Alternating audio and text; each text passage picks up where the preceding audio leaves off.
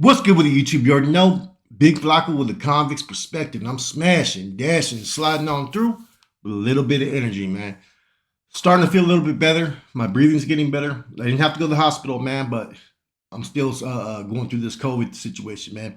Please hit the like, subscribe, comment, do all things to help support this channel, and hit that bell notification for future fire content.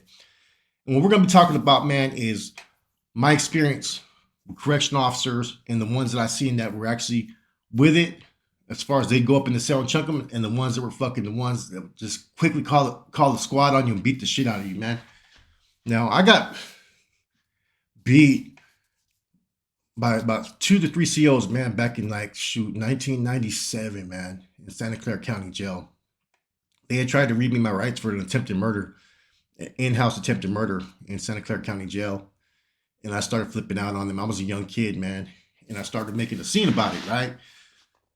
And next thing you know, they came up in the cell and basically proceeded to beat on me, man. Hit me with everything they got, man. I was fighting back, and it didn't last too long. I was a scrawny little kid, but at first I was fighting all right. But they got me. They put the shackles my feet all the way up, were from behind, and they put the chain through the front. Where the chain would come up this to put the shackles like this. So I had my pants were halfway sagging down with this going up toward my crotch area, fucking hella tight to where it fucking would hurt. They did it all on purpose, man. But they proceeded to beat me with it for about shit for a minute. You know what I'm saying? And then when they put me in the elevator rides were the worst, guys, because there was no one that could hear what was going on, man. And that's when the elbows to the gut and fucking, you know what I mean? Fucking all the body shots happened. I was bruised up afterwards, man. But I knew that there was no one I could complain to because this was the 90s, man. And this was a time era when your voice in prison or county jails didn't go anywhere, man. But yeah, I started by talking shit, but they read me my rights to an attempted murder. And I was already in there for a drive-by shooting. And so I went off on them. And next thing you know, they came up in there, ran up in there, and we started fighting. You know, that was my first altercation with correctional staff, into where I felt fucking helpless. There was nothing I could do about it, man. You know what I mean? Now, during that same time period, though, I actually seen correctional officers who would actually go chunk them with someone one-on-one. There's one out there in Santa Clara County. I think Boxer talks about him in his book. He was a classification officer afterwards, Hobbs. Okay. Hobbs never disrespected anybody. He was old school. He was by the book to a certain extent, but he would, you know what I'm saying, bend them where they were suitable, where it wouldn't be an issue. But at the same time, back when he was a correctional officer, if you mouthed off to him and disrespected him, he would go up in that cell one-on-one. And a lot of times he would come out victorious when he fought those dudes. It wouldn't matter if you were white, black, Mexican, he would go choking with you.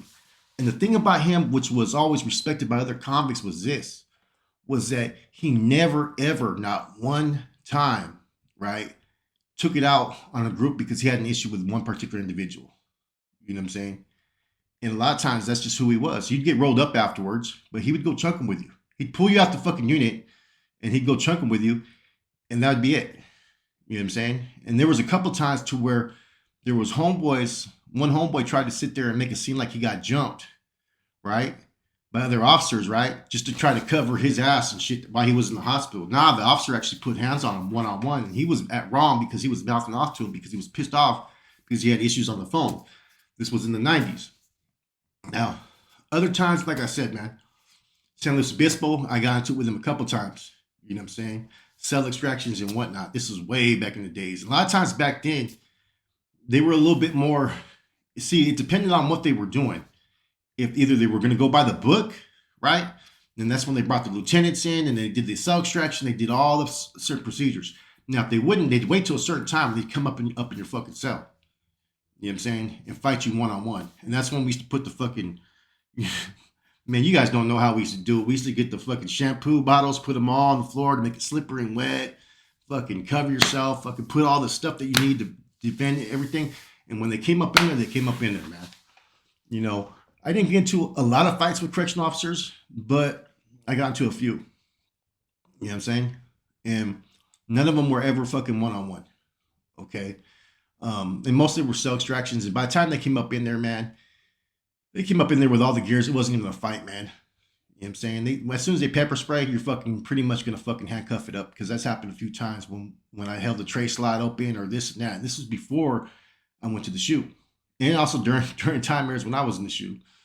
You know, I ended up in a management cell for trying to rush the associate warden, and that was during a time era when I was, against everything that system had. I was reading a lot of radical books, a lot of like George Jackson, Mumi Abu Jamal, and different books of that nature.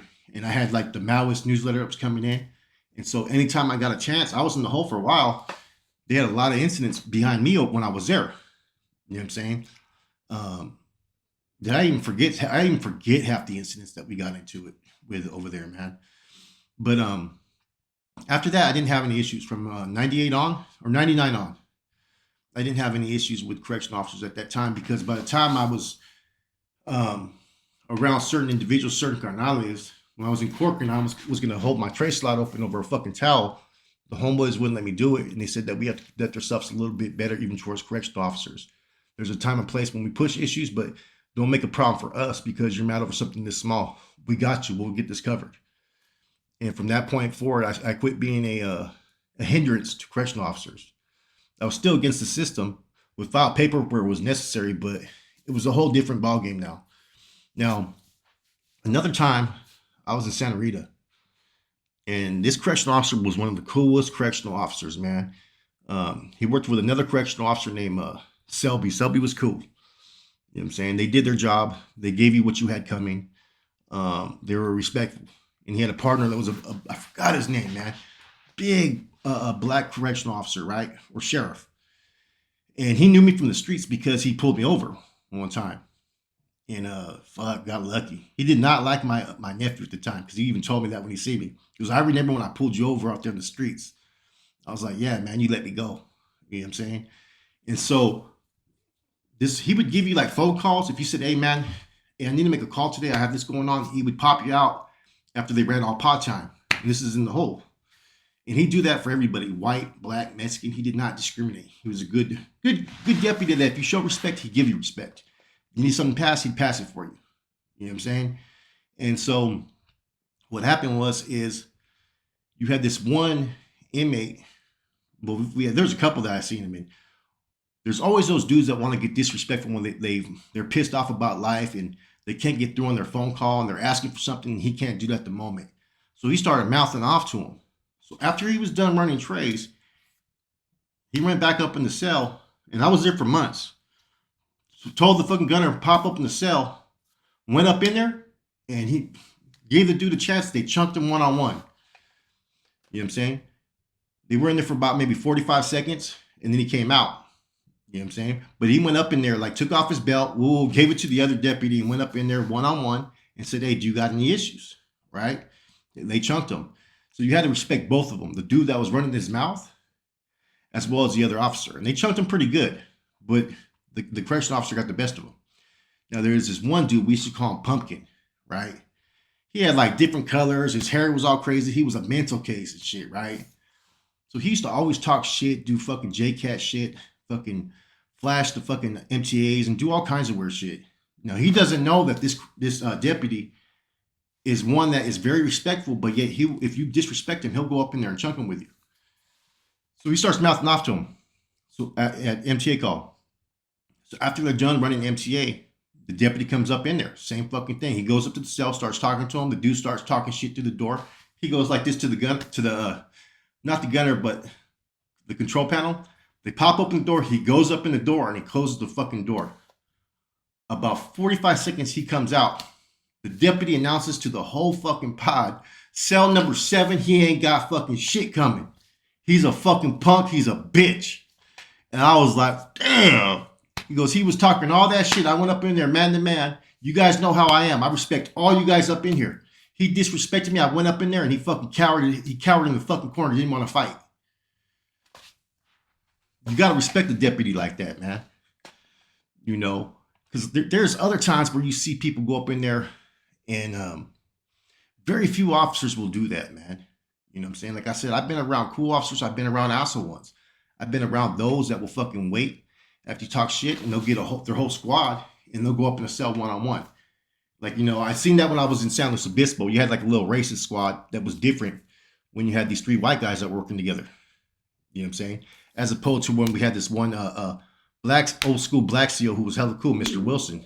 He was always respectful, had his glasses. He looked like fucking Lou Gossett Jr. and shit. Everybody respected him. But you had this other crew that they would be fucking, they would give special treatment to if you were white or if you were Southerners, but mainly the whites. You know what I'm saying? And when dudes would come in there and have issues, they would round you the posse. Next, they'd go up in there and go fuck someone up. And they never did it one on one.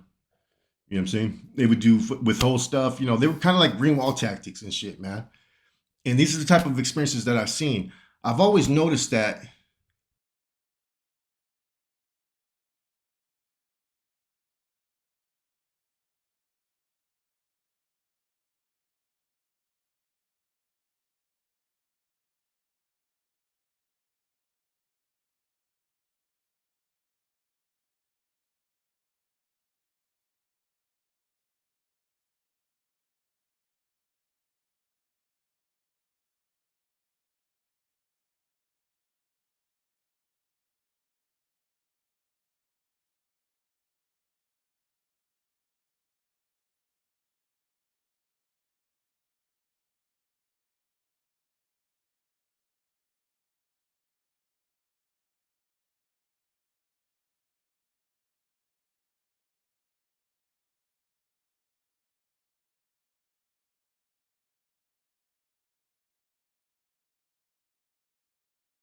Sorry about that. My computer got too many files, man. So yeah, this officer used to complain about, man, I'm saying that I'm doing too much. And he just did not like me for some reason, did not like the Northern program or whatnot, man. Next thing you know, man, he'd always favoritize the Southerners, let them fucking pass, let them do whatever they wanted. He ended up letting these Southerners, this dropout Sureño, put a package in front of this Sureño's fucking cell door. He ended up popping up into where that they could get it. He ended up popping the door too fucking long. Those Sureños came out and fucking whacked the shit out of him. You know what I'm saying? And the gunner went off. I was like, yeah, that's what you get, man. You didn't want to show no, you didn't want to let us run anything. And so they replaced him. Next thing you know, we had a whole different correctional officer that would let us pass just on one day per week when he was working. So yeah, man, I've experienced everything that you could think of, man. I've woken up at like 2 o'clock in the morning, Santa Clara County Jail with 8 officers in my fucking cell when they moved me from fucking the fourth floor to the Little Max Huachuco. You know what I'm saying? They were trying to catch me with wheelas, and at that time I was getting into it with officers. I fucking told them to come up in my cell a few times, and this is because of the treatment that we had going on in Santa Clara County that later on they ended up doing a hunger strike over. Not because of me, but I know the conditions that were going on over there. We weren't getting yard, we weren't getting this, we weren't getting nothing that we had coming, man. And so for years, man, like what inmates are experiencing today is a little bit different as opposed to what we went through, man. You know what I'm saying? It was bad. I mean, my first experience, man. You know what I'm saying? You just had some fucking old school fucking deputies, man, that would fucking sit there and make comments when they stripped you down and shit, when made you bend over and cough and shit. That's how disrespectful they used to be towards, inmates. You know what I'm saying? The place I had it probably the worst was probably San Luis Obispo, Corcoran. Um, DVI was pretty bad. DVI was hit and miss. You know what I'm saying? But a lot of the reasons why DVI was hit and miss was because they blamed me for all the racial tension that was going on over there because of the green light with the wolf packs. But yeah, they used to do all kinds of fucked up stuff in Santa Clara County. They would take my fucking privileges away, where I couldn't go to canteen, my visits, everything that they could do, man. They would move me from one block to the next block just to shut shit down, man. And I keep on putting in paperwork on them, and it continued. So the struggle was real back then, man. I don't know what they're experiencing nowadays, man, but back then, man, we had to sit there and fucking get into it with these correctional officers just to have what we had coming, you know. Anyways, this is just a quick spill just to explain how it was back then. A few incidents, man.